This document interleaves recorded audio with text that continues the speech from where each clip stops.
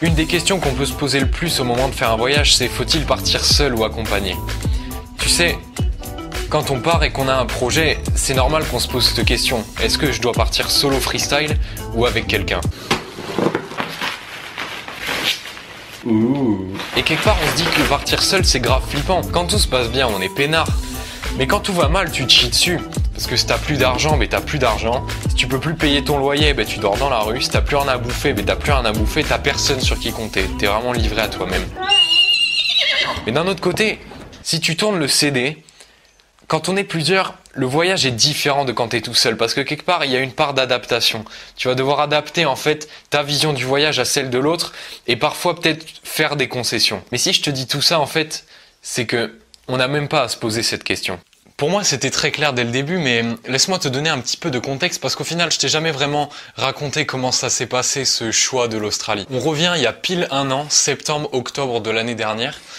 C'était vraiment un peu une période de merde pour moi, tu vois. C'est-à-dire que tout s'écroulait un peu autour de moi. J'avais acheté une voiture et elle a commencé à me lâcher petit à petit. Donc c'était un gros budget qui au final partait vraiment à l'eau. J'avais mis toutes mes économies dans cette voiture, tu vois. Je sortais d'une relation, donc j'étais un peu en reconstruction et...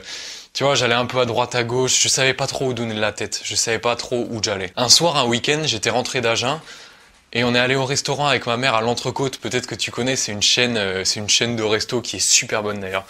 Et on en est venu à parler de ma situation, de mon état, comment je me sentais et tout et je me souviens, j'ai fondu en larmes en disant que j'étais paumé parce que je savais pas ce que je voulais faire l'année prochaine et c'est là que maman, parce qu'au final c'est elle qui est à l'origine de ça, m'a parlé de l'Australie. On en avait déjà parlé en fait l'année d'avant avec Gabi, c'était quelque chose qu'on envisageait et tout, mais ça avait jamais été vraiment concret. Et là, elle m'a dit, mais pourquoi tu pars pas en Australie l'an prochain?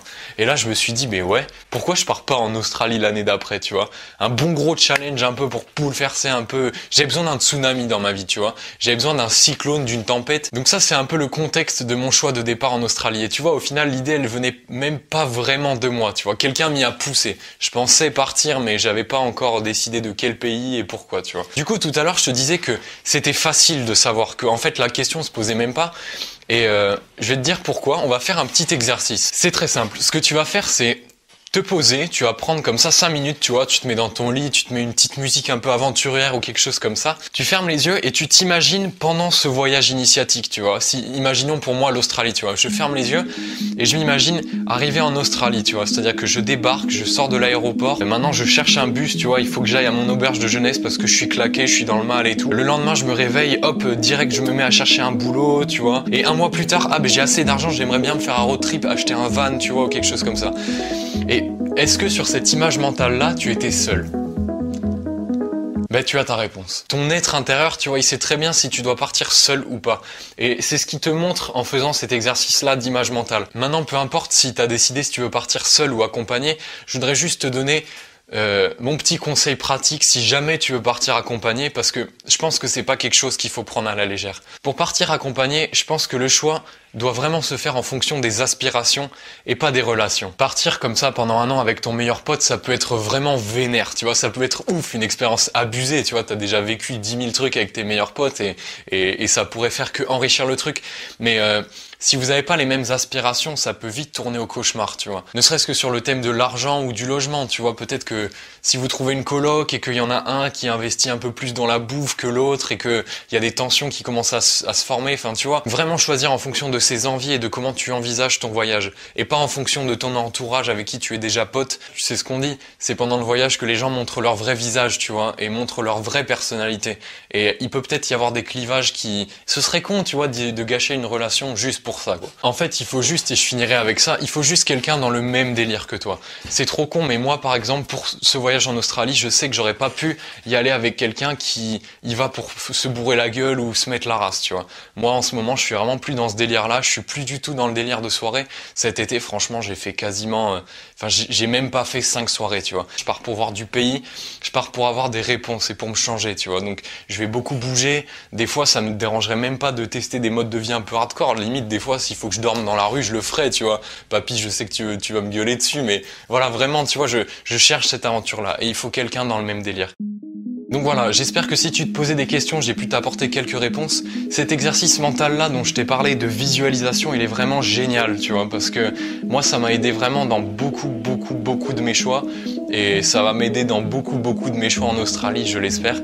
Donc prends l'habitude de le faire, ça prend 5 minutes et ça t'apporte des réponses que t'aurais pu mettre 10 ans à chercher intellectuellement, tu vois. T'as vu, moi j'ai reçu du matos. Je me suis commandé un casque, n'importe quoi, un casque. Je me suis commandé un sac, un disque dur et un PC portable pour pouvoir continuer à faire des vidéos dessus. Je t'avais dit, tu sais, que je te montrerai comment je prépare mon sac et tout, parce que du coup j'ai celui-là, mais j'ai aussi, du coup en fait je vais avoir ça comme sac principal, tu vois, donc c'est vraiment un énorme sac à dos comme ça, et ça comme sac au jour le jour, tu vois.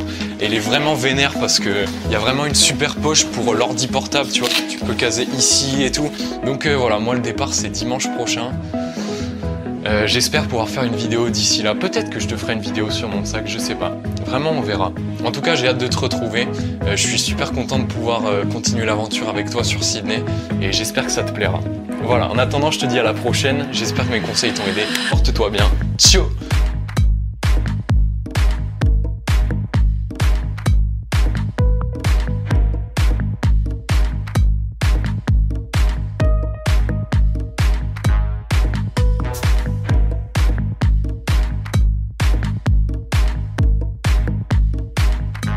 En fait, je pense que le secret, c'est juste de pas se prendre la tête à ce que tu dis. Donc là, en fait, j'attends Léa, parce qu'on va à Mérignac, et il est 23 h, j'attends tout seul à un arrêt de tram. J'ai jamais été ici comme ça, tout seul à cet arrêt de tram là, c'est ouf, hein.